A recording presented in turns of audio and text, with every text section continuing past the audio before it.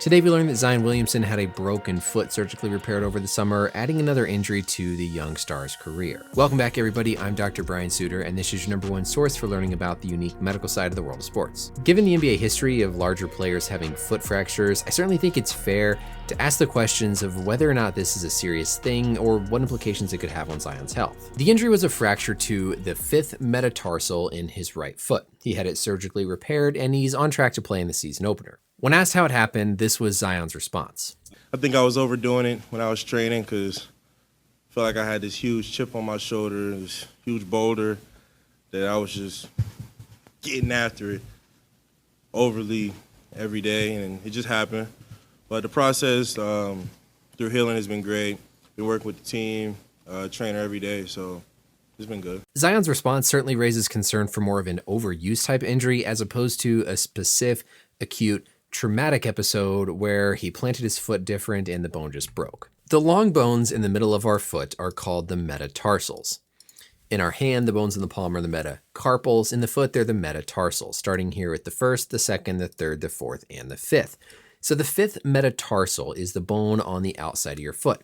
You can actually feel this little bump all the way here down at the very end pretty easily on yourself if you just push on the outside portion of your foot. This is, of course, the bone where a Jones fracture occurs, Kevin Durant being one of the most notable players to have suffered this injury. We can divide this 5th metatarsal up into 3 different zones that helps determine how we treat these fractures and what causes them. Zone 1 is going to be this portion of the metatarsal bone that runs more towards the rest of the body. We call it the proximal part. Fractures in this location occur on the proximal side from where the 5th metatarsal articulates with the 4th, and generally these are going to be avulsion type injuries where a ligament or a tendon that inserts here at the base of the 5th metatarsal ultimately pulls a fractured piece of the bone away. Non-displaced fractures in this zone 1 are going to heal pretty well without surgery, generally on the order of just 3 to 6 weeks. Moving on then to the portion of the bone that articulates or is part of the joint with the 4th metatarsal, we get into zone 2. Now zone 2 here is going to be where these Jones fractures occur. Typically these are more traumatic kind of cut,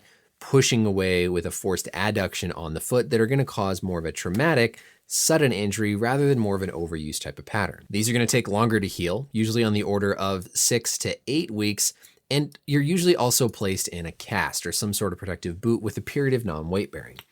There's also a higher rate of non-union, meaning fracture doesn't heal. And so this is an area where oftentimes high-level athletes will have surgery to basically make it a quicker recovery. Finally, zone 3 is going to be just beyond that portion of the 4th and 5th metatarsal articulation.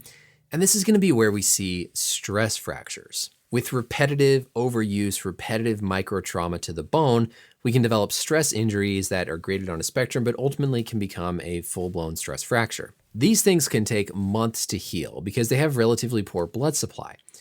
So definitely in high-level athletes who have concern for a significant zone 3 stress fracture, they're going to talk about a surgery. More predictable, faster recovery, gets them back on the court quicker. When I hear Zion's description of his injury, to me it localizes more to this zone 3 stress type of pattern. That overdoing it, repetitive use, went too hard, makes me think of a stress injury to the bone. The blood flow to this area is really why these can be so challenging to heal. More on this proximal end, we have blood supply that comes up kind of towards this way.